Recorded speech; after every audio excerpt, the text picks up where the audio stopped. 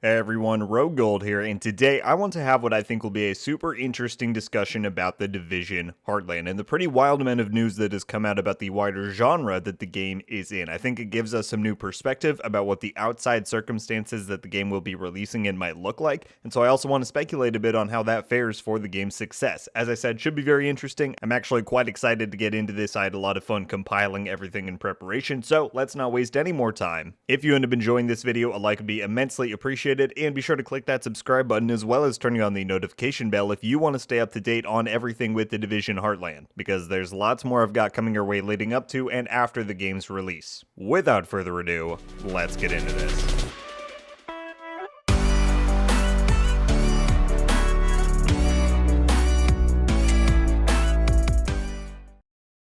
Alright, so as I mentioned at the start, the larger genre that Ubisoft is trying to make the Division Heartland work in is a quickly growing and evolving one, and there's been quite a lot of news within it lately that has, in my view, indirectly benefited Heartland. Quite significantly, I think. And so that's really what I want to lay out here, and I will be very interested to hear all of your guys' thoughts on this. So let's begin with the genre that we're actually talking about, and that is the extraction shooter. I'm sure you've heard that term by now, but maybe you don't fully know what it means or why it's important. If you look way back, I would say that one of the early inspirations for this kind of an experience is actually the Division's Dark Zone in the Division 1, with the core idea being to blend PvE content and PvP content in interesting ways and introduce elements of risk and reward to create some super compelling and super addicting gameplay experiences that can't really be created in any other environment. Case in point, taking out that tough boss, earning a rare piece of loot, and trying to extract it without dying to other players. I would say that's just one super early example though. Really, the main genesis of all of this is Escape from Tarkov, which I'm sure many of you are familiar with or aware of. The entire premise of the game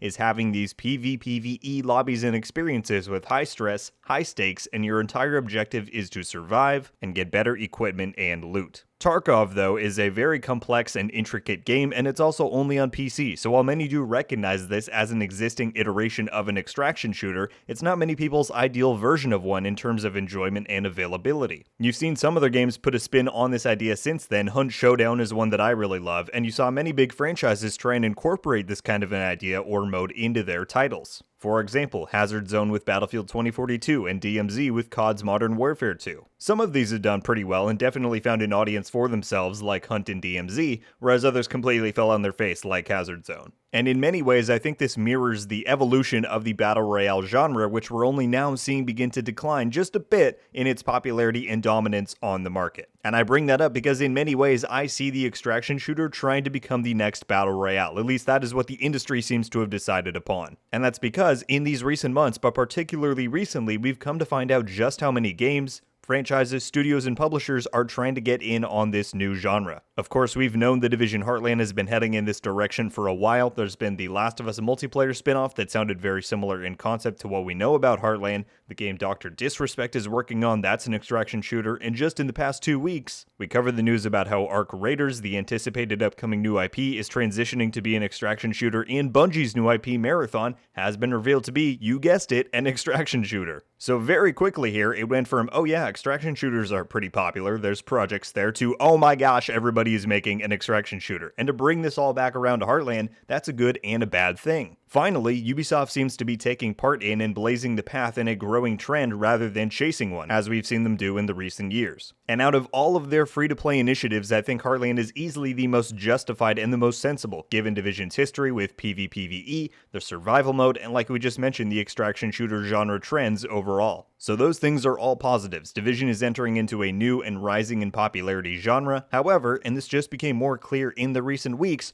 oversaturation is a true threat, right? Even if Heartland were a 10 out of 10 spectacular game, if it were to release right alongside 5 other 10 out of 10 extraction shooters, people will enjoy it, but any success it might find would be much more diluted, simply because there's so many other options that are, in this hypothetical scenario, just as good. So all of that stuff is not so good. However, as I mentioned at the start, and the whole point of this video is, I think Heartland just had a big boost in potential, given some of the news that's come out about the wider extraction shooter genre. There's a few different games and stories to cover here, so let's go through them one by one, and then we'll tie it all together by the end. The first, and I think most important story, has to do with the Last of Us spin-off I was mentioning a moment ago. Now, personally, I have always believed that this game was Heartland's singular biggest threat to success. Not that the two could not coexist, but if any game were to hinder Heartland's potential, I had always thought it would be this one. And there's a couple of reasons for that, primarily just because of the sheer number of overlaps the two projects seem to share. For one, both games were rumored to originally be a DLC or side experience within a mainline game. This Last of Us spin-off in The Last of Us Part 2 and Heartland in Division 2, before they were eventually spun off into standalone experiences. Both teased PvPvE survival experiences, both third person of course, both likely free to play. They just seem like very similar games. On top of that, both of these titles seem to be much farther along in development than the majority of the other ones we're going to be discussing, which potentially indicated a closer together release date.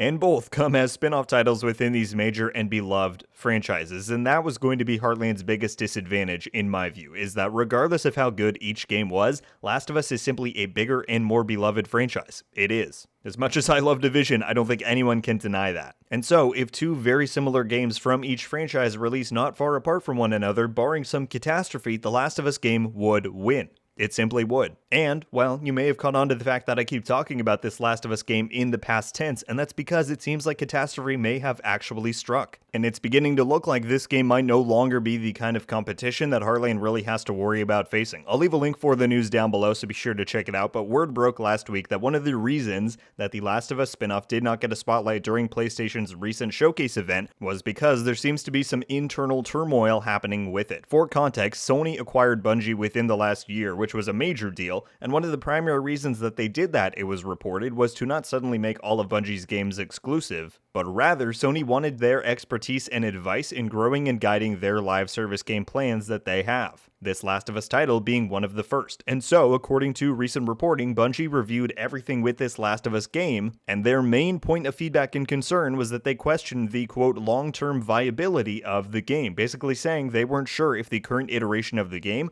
would really hook players in long-term. And so, because of this, PlayStation and Naughty Dog just announced what is basically an indefinite delay of the title, and also via reporting, it is said that they've moved a lot of its development team to other projects, apparently having a, quote, small group remain on the project while the company reevaluates the direction. So, that's a lot to take in. The bottom line is this: does this news make me doubt the game's quality or potential? No. I think when or if this game releases, it will be fantastic, just like Naughty Dog's other games. But again, focusing this onto Heartland, this is actually really good news if you're a Division fan, or at least if you want to see Heartland succeed and get content in the long term. Because again, and this is just my own viewpoint, but I think this Last of Us game was the most direct competition within this extraction shooter genre. And now it seems like it is still a long ways off from releasing if it ever does, whereas everything has indicated that Heartland is gearing up for release, case in point the beta that we know is coming this summer. So that's the first story. Let's then briefly touch on the Ark Raiders news. We covered this in a standalone video recently, so I won't spend too long on this, but it was announced that the game has transitioned during development to now be a fully fledged extraction shooter. Whereas it used to seem to be, we never had confirmation, but more of a looter-shooter, open-world type of game. My guess is that Ark will still be really fun. The gameplay looks solid, and Embark seems like a really promising studio with what they've shown from the finals game. But I would say Heartland has a bit of a leg up over it, both because, again, it seems like it will release sooner, Ark is only gearing up for their first closed testing phase, and Heartland comes from that established brand of the Division, which gives it that extra oomph and exposure upon launch, compared to Ark, which is a new IP and has more of an uphill battle in that regard, although I'm sure it's still going to be widely popular. So we'll see there. Lastly, I mentioned earlier Bungie announced their brand new Marathon game. Not gonna lie, I am extremely hyped for this one. Before the Division 1 release, the original Destiny was my #1 game, and I really just adore Bungie games and especially their first-person combat and gunplay. So even though I don't play Destiny regularly anymore, I am super psyched for Marathon. It will be a first-person extraction shooter, so inherently there's a bit of a divide between the first and third-person fans, but there are a lot of people who play both and just don't care. But again, in regards to Heartland, Marathon just seems much farther off, as Bungie said in their dedicated Vidoc that they will be going dark for quite a while before resurfacing closer to a release date. So with all of these games, my point is not to try and bash any of them or say that I think they will be of any lesser quality or fun than the Division Heartland. Of course, I am most excited for Heartland because I'm a huge Division fan, but I'm also a fan of video games overall, and I hope that each and every one of these titles is the best game they can be, and that they satisfy every fan that is eagerly awaiting them as much as we're all awaiting Heartland. Like I have said said all along, however, if you look at all of this news from a business perspective, I believe it all sets Heartland up for a really prime opportunity. The extraction shooter genre is only rising as a trend, we've seen that in the recent weeks. However, all of these big titles that people are now anticipating, whether it be Ark, Marathon, even Dead Drop, they're all farther off.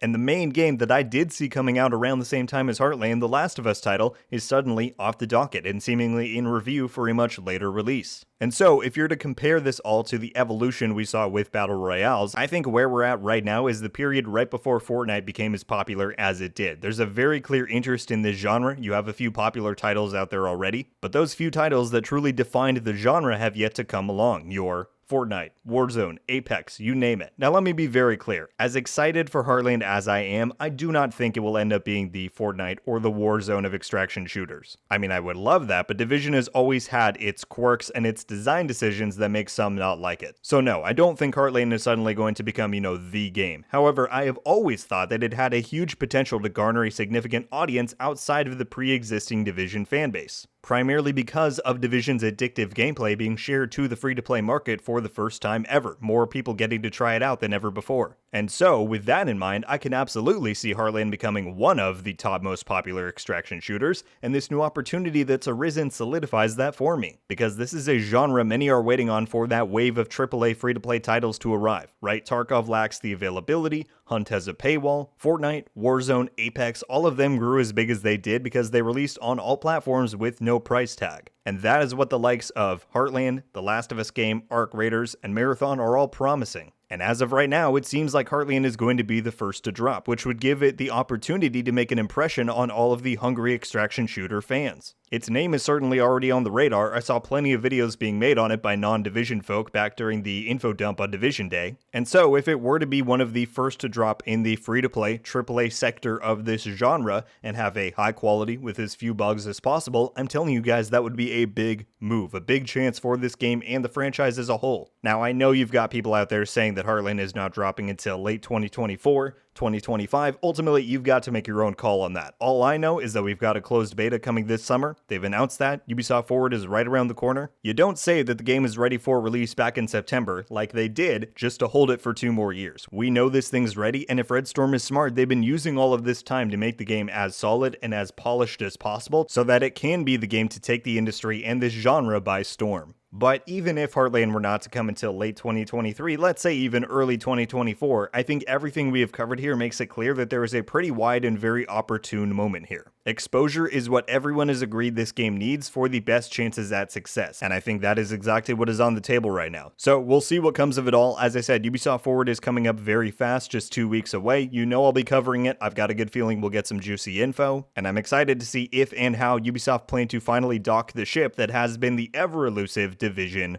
Heartland. Let me know your thoughts on this whole discussion, folks. Do you view the extraction shooter genre outlook the same as I do? Does Heartland have a good opportunity here? Or maybe you see it completely differently? Who knows? As always, any thoughts you've got, I want to read them, so leave them down below. And that's going to do it for me today, everybody. Thank you all so much for watching. I'll see you in the next one. RogueGold. Ow.